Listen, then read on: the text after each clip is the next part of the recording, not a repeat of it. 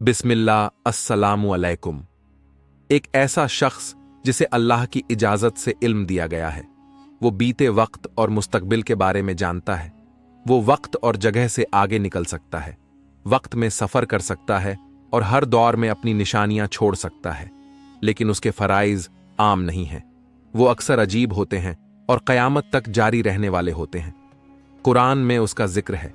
अल्लाह की इजाज़त से वो दुनिया के मुख्तलिफ हिस्सों में नजर आता है और लोगों की मदद करता है। कभी कभी वह किसी और की शक्ल ले सकता है और आपसे ऐसी सूरत में मुलाकात करता है जिसे आप नहीं जानते। शायद एक दिन आपने उसे देखा हो, लेकिन आपको एहसास भी ना हुआ हो। वो क़यामत के दिन तक जिंदा रहने का राज कैसे रखता है? अभी उसकी उम्र क्या है? क्या वो नबी है, फरिश्ता है या कुछ और? हम इन सब सवालों के जवाबात तलाश करेंगे। तो तैयार हो जाएं खिद्र की राजदार जिंदगी के सफर में। हम एक बार फिर आपके लिए एक हैरत अंगेज कहानी लेकर आए हैं। चैनल को सब्सक्राइब करना और वीडियो को लाइक करना ना भूलें। कहते हैं कि खिज्र तब जाहिर होता है जब कोई बंदा सचमुच मुश्किल में होता है। क्या कभी कोई राजदार शख्स आपकी जिंदगी में अचानक आया और उसने आपकी जिंदगी को छुआ? शायद आपने उसे देखा या उसने आपसे बात की और आपको पता भी ना चला। फिर वह चुपके से आपकी जिंदगी से गायब हो गया। मैं किसी अफसानी कहानी या दास्तान के शख्स की बात नहीं कर रहा। यह एक हकीकी शख्स है जिसका जिक्र कुरान और दूसरी मुकद्दस किताबों में है। उसे अल्लाह ने खास इल्म और गहरी समझ दी थी। एक नबी भी उसका शागिर्द बना और उससे अल्लाह के दिए हुए हैरतंगेज इल्म सीखने की कोशिश की। कुरान में उसका नाम सीधा नहीं लिया गया, लेकिन सूरह अल काफ में एक ऐसे बंदे का जिक्र है जो एक अजीब सफर पर निकलता है। अक्सर इस्लामी उलमा इस बात पर मुत्फिक हैं कि यह शख्स खिद्र है। अगर आप तैयार हैं तो चलें वक्त में पीछे चलकर खिज्र के बारे में और जानें और यह तलाश करें कि वो कब पैदा हुआ। उसकी पैदाइश की तारीख यकीन से नहीं मालूम, लेकिन कुछ कहते हैं कि वो हजरत काबिल के बेटे हाजो के नस्ल से था, जो हजरत आदम अलैहिस्सलाम के बेटे थे। दूसरे लोग कहते हैं कि वह हजरत नूह के बेटे साम के खानदान से था। एक और दिलचस्प कहानी कहती है कि खिद्र और जुल्करनैन दो बहनों के बेटे थे, यानी उनके खालाजाद भाई थे।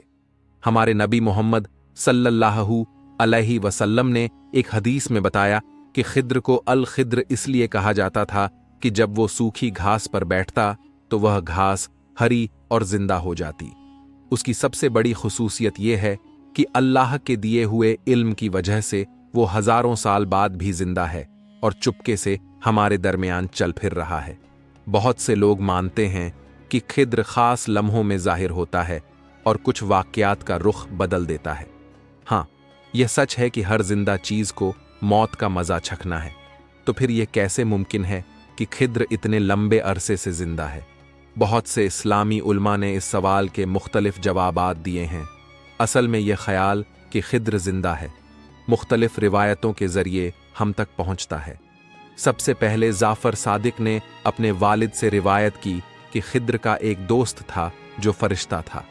खिद्र ने उस फरिश्ते से लंबा जीने का रास्ता पूछा। फरिश्ते ने उससे कहा कि वो आबे हयात ढूंढे जो जिंदगी का पानी है और अंधेरे में छुपा है। खिद्र जुल्करनैन के आगे निकल गया और उसने यह पानी ढूंढकर पी लिया।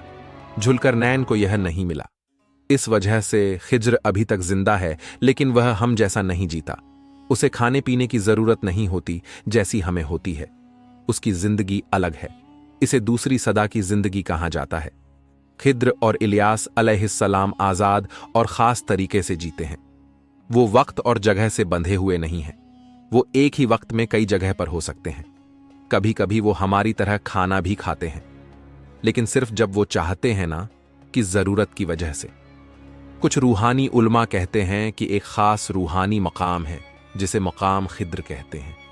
जो शख्स इस मकाम तक पहुंचता है वो खिद्र से सीधा इल्म सीख सकता है और उससे मिल भी सकता है। खिद्र मुश्किल वक्त में लोगों की मदद करता है, उनके मसाइल हल करता है अल्लाह की इजाजत से। वो एक ही वक्त में कई जगह जाहिर हो सकता है और लोगों की मदद करता है। वो उन लोगों का साथ देता है जो अल्लाह की इताअत और उसके रास्ते पर चलते हैं। उसकी मदद ऐसी जगह से आती है जहां से लोगों को उम्मीद भी नहीं होती और अक्सर लोगों को पता भी नहीं चलता। वह किसी और शख्स की शक्ल भी ले सकते हैं। खिदरी के पास अल्लाह का दिया हुआ खास इल्म है जिसे इल्म लदूनी या इल्म गैब कहा जाता है। इसमें बीते हुए और आने वाले वक्त शामिल है। यह इल्म किताबों से नहीं सीखा जा सकता। यह अल्लाह का इनाम और रहमत है। खिज्र को यह इल्म दिया गया है। एक रिवायत के मुताबिक अलबरा ने बताया कि दुनिया में 4 अंबिया जिंदा हैं और वह जमीन के लोगों के लिए हिफाजत का जरिया है। 2 जमीन पर हैं, खिद्र और इलियास अलसलाम, और 2 आसमान में हैं, ईसा और इदरीस अलसलातो अस्सलाम। अक्सर इस्लामी उल्मा कहते हैं कि खिद्र एक नबी है, लेकिन यह इख्तलाफ है कि क्या वो लोगों के लिए रसूल थे। खिद्र और इलियास अलसलाम के लिए जिंदगी और मौत में ज्यादा फर्क नहीं। वह एक ऊंची सतह की हमेशा की जिंदगी तक पहुंच गए हैं। खिद्र और झुलकरनैन हर रात झुलकरनैन की बनाई हुई दीवार पर मिलते हैं। हर साल वो हज और उम्रा करते हैं। एक घूंट जमजम का पानी पीते हैं और यह उनके लिए पूरे साल के लिए काफी होता है। इब्ने असाकिर ने इब्ने इसहाक से रिवायत की कि जब हजरत आदम का इंतकाल होने वाला था, उन्होंने अपने बच्चों को जमा किया और कहा, ए मेरे बच्चों, अल्लाह जमीन पर सजा भेजेगा। मेरी लाश को एक गाड़ में रखो। जब सजा खत्म हो तो मुझे शाम की जमीन में दफना देना। इसके बाद हजरत आदम अलैहिस्सलाम का इंतकाल हो गया। उनकी लाश कुछ वक्त तक उनके बच्चों के पास रही। जब अल्लाह ने हजरत नूह अलैहिस्सलाम को नबी बनाया तो उन्होंने लाश अपने साथ रखी। जब तूफान आया और जमीन पानी से भर गई, नूह ने अपने 3 बेटों से कहा कि लाश गार में ले जाएं और दफना दें, लेकिन उन्होंने कहा कि जमीन खौफ और खतरे से भरी है, हम रास्ता नहीं जानते, इंतजार करें कि लोग बढ़े और दुनिया महफूज हो जाए। नूह ने जवाब दिया। आदम ने अल्लाह से दुआ की थी कि जो उसे दफनाए वो कयामत तक जिंदा रहे। फिर भी लाश वैसे ही रही जब तक खिद्र नहीं आए। खिद्र ने आदम अलसलाम को दफनाया और इस वजह से अल्लाह ने उसे जब तक वह चाहे जिंदा रहने की इजाजत दी। जैसे कि पहले बताया, खिद्र मुख्तलिफ लोगों की शक्ल ले सकता है। एक बड़े इस्लामी आलिम इमाम रब्बानी ने अपनी किताबों में लिखा कि एक सुबह उन्होंने खिद्र और इलियास अलसलाम को रूहानी शक्ल में देखा। खिद्र ने रूहानी अंदाज में बात की और कहा, हम रूहों की दुनिया में हैं। अल्लाह ने हमें रूहों को ऐसी ताकत दी है कि हम इंसानी जिस्मों की शक्ल ले सकते हैं और उनकी तरह नजर भी आ सकते हैं। लेकिन यह जरूरी है कि हम इस कहानी के नुक्तों की हकीकत समझें ताकि आप भटक ना जाएं। इस कहानी के बहुत से हिस्से कुरान और हदीस से साबित हैं, जैसे मूसा और खिज्र का सफर, 3 वाक़यात, इल्म रदूनी और परिंदे के कतरे वाली मिसाल। यह सब सूर अल काफ और सही बुखारी से साबित है। लेकिन कुछ नुक्त ऐसे हैं जो कुरान और हदीस में नहीं मिलते। मसलन खिज्र का वक्त में सफर करना, शक्ल बदलना, हजारों साल जिंदा रहना या कयामत तक मदद करना, यह सूफी रिवायतों या फोकलोर का हिस्सा है, लेकिन सही हदीस से तस्दीक नहीं होती। इसी तरह खिद्र के काबिल या शाम के नस्ल से होना, झुलकरनैन के साथ कजिन होना, आबे हयात पीना, आदम की लाश दफनाना या हर रात झुलकरनैन की दीवार पर मिलना, यह सब इजराइलियत या वीक रिवायत है जो कुरान और हदीस में नहीं है। 4 जिंदा नबियों का नुक्ता भी इख्तलाफी है। सिर्फ हजरत ईसा अलसलाम का जिंदा होना सही है। हमने ये सब इसलिए बताया ताकि आप कुरान और सुन्नत की रोशनी में सच जानें।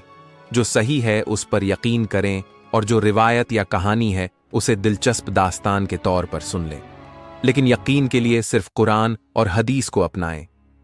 तो अब चलें खिद्र की सबसे मशहूर और राजदार कहानी की तरफ, जो कुरान और हदीस में बयान की गई। खिद्र ने मूसा अलैहिस्सलाम को गैबी इल्म सिखाया। यह उस वक्त हुआ जब फिरौन रेड सीन में डूब गया था। इस बड़े वाक्य के बाद मूसा ने अपनी कौम को महफूज जगह पर ले गए। उनकी कौम उनके इल्म से हैरान थी। एक शख्स से रहा न गया और पूछ लिया, ए मूसा, क्या जमीन पर कोई आपसे ज्यादा इल्म वाला है? मूसा ने सच्चे दिल से जवाब किया, मुझे नहीं मालूम कोई ऐसा है। उस वक्त अल्लाह की तरफ से वही आई। अल्लाह ने बताया कि जमीन पर एक बंदा है जिसे अल्लाह ने आपसे ज्यादा इल्म दिया है। अल्लाह ने कहा, 2 दरियाओं के मिलने की जगह पर हमारा एक बंदा है जिसे तुमसे ज्यादा इल्म दिया गया है। मूसा ने पूछा, ऐ मेरे रब, मैं उसे कैसे ढूंढूं? अल्लाह ने कहा, एक मछली अपने साथ ले जाओ और उसे टोकरी में रखो। जहां मछली गायब हो जाए वहां मेरा बंदा है। अक्सर इस्लामी उल्मा इस बात पर मुत्तफिक हैं कि कुरान में जिक्र किया गया यह बंदा खिद्र है। तो मूसा अपने जवान मददगार यूशा के साथ 2 दरियाओं के मिलने की जगह के लिए निकल पड़े। लंबे सफर के बाद वो एक चट्टान के पास रुककर आराम करने लगे। वहां वो सो गए। जब वह सो रहे थे, टोकरी में रखी मछली जिंदा हो गई और समुंदर में कूद गई। जब यूशा उठा, उसने देखा कि मछली गायब है, लेकिन वो मूसा को बताना भूल गया। जब मूसा उठे तो उन्होंने सफर जारी रखा। कुछ देर चलने के बाद मूसा अलसलाम ने कहा, हमारा खाना लाओ, हम बहुत थक गए। तब यूशा को मछली याद आई और उसने कहा, मछली गायब हो गई, मैंने देखा लेकिन आपको बताना भूल गया।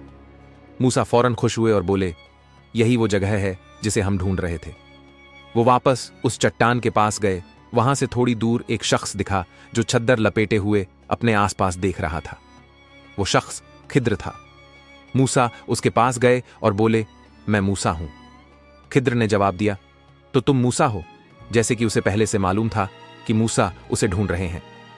मूसा अलसलाम ने पूछा, क्या तुम वही हो जिसके बारे में अल्लाह ने बताया कि तुम्हारे पास वो इल्म है जो मेरे पास नहीं? खिद्र ने कहा, हां, यह सच है। अल्लाह ने मुझे ऐसा इल्म दिया जो तुम्हारे पास नहीं। मूसा ने जोश से कहा, क्या मैं तुम्हारे साथ चल सकता हूं ताकि तुम्हारा इल्म सीख सकूं? खिद्र ने जवाब दिया, तुम मेरे साथ सब्र नहीं कर सकोगे। जो कुछ मैं करूंगा तुम उसे समझ नहीं पाओगे। मूसा ने जिद की और कहा, इंशाअल्लाह तुम मुझे सब्र करते हुए पाओगे, मैं तुम्हारे खिलाफ नहीं जाऊंगा। खिद्र ने एक शर्त पर मंजूर किया, मुझसे किसी चीज के बारे में सवाल मत करना जब तक मैं खुद उसकी वजह ना बताऊं। मूसा ने मंजूर किया। उन्होंने यूशा को पीछे छोड़ा और दोनों सफर पर निकल पड़े। यह वही मशहूर सफर है जिसका कुरान में जिक्र है। पहला वाकयात एक कश्ती के सफर के दौरान हुआ। वो एक कश्ती पर सवार हुए जो गरीब लोगों की थी। अचानक खिद्र ने कश्ती में सुराख कर दिया। पानी अंदर आने लगा। मूसा हैरान रह गए और बोले, ये क्या कर रहे हो? क्या तुम इन लोगों को डुबाना चाहते हो? खिद्र ने सुकून से याद दिलाया, क्या मैंने नहीं कहा था कि सब्र करो और सवाल ना करो? मूसा ने माफी मांगी और कहा कि वह अपना वादा भूल गए। उन्होंने दोबारा सब्र का वादा किया और सफर जारी रखा। अगला वाकया और भी हैरत अंगेज था। सफर के दौरान वह एक गांव में पहुंचे, लेकिन वहां के लोग ठंडे और नाहबान थे। किसी ने उन्हें खाना या रहने की जगह नहीं दी। गांव से गुजरते हुए खिद्र ने अचानक एक जवान लड़के को कत्ल कर दिया। यह देखकर मूसा को गहरा सदमा लगा। वो खुद को रोक ना सके और गुस्से में बोले, यह क्या किया? एक मासूम बच्चे को कैसे कत्ल कर सकते हो? खिद्र ने फिर याद दिलाया, क्या मैंने नहीं कहा था कि मेरे काम के बारे में सवाल ना करो जब तक मैं खुद वजह ना बताऊं? फिर उन्होंने कहा, यह तुम्हारी आखिरी चेतावनी है। अगर तुमने दोबारा सवाल किया तो हमारा सफर यहीं खत्म हो जाएगा। मूसा अलैहिस्सलाम ने सच्चे दिल से माफी मांगी और वादा किया कि अब वो कुछ नहीं पूछेंगे और सब्र करेंगे। उन्होंने सफर जारी रखा। बाद में वह एक दीवार के पास पहुंचे जो गिरने वाली थी। खिद्र अलैहिस्सलाम ने बिना किसी के कहने के उस दीवार को ठीक किया और मजबूत कर दिया। मूसा फिर हैरान हुए और बोले, तुमने इतनी मेहनत की, कम से कम कोई मजदूरी तो मांग लेते। इस वक्त खिद्र रुक गए। उन्होंने मूसा की तरफ देखा और बोले, यह वो जगह है जहां हम अलग हो रहे हैं। ए मूसा, मैंने कहा था कि तुम मेरे साथ सब्र नहीं कर सकोगे। फिर जैसे कि वादा था, उन्होंने तीनों वाकयात की हकीकत बयान करनी शुरू की। खिद्र ने मूसा अलैहिस्सलाम से कहा, अब मैं तुम्हें उन 3 वाकयात की वजह बताता हूं जिनके साथ तुम सब्र ना कर सके। पहला, वो कश्ती जो मैंने तोड़ी वो गरीब लोगों की थी जो उससे अपना गुजारा बसर करते थे। लेकिन आगे एक जालिम बादशाह था जो हर अच्छी कश्ती जबरदस्ती ले लेता था। अगर कश्ती ठीक होती तो बादशाह उससे छीन लेता। इसलिए मैंने उसमें छोटा सा नुकसान किया ताकि वह उससे बचा रहे। दूसरा, वो लड़का जो मैंने कत्ल किया वो अपने मोमिन वालिदैन के लिए आगे जाकर बहुत दुख का सबब बनने वाला था। वो उन्हें बगावत और कुफ्र की तरफ ले जाता। अल्लाह ने उसके बदले में जो उनके लिए सुकून का सबब बने, यह मैंने अल्लाह के हुक्म से किया।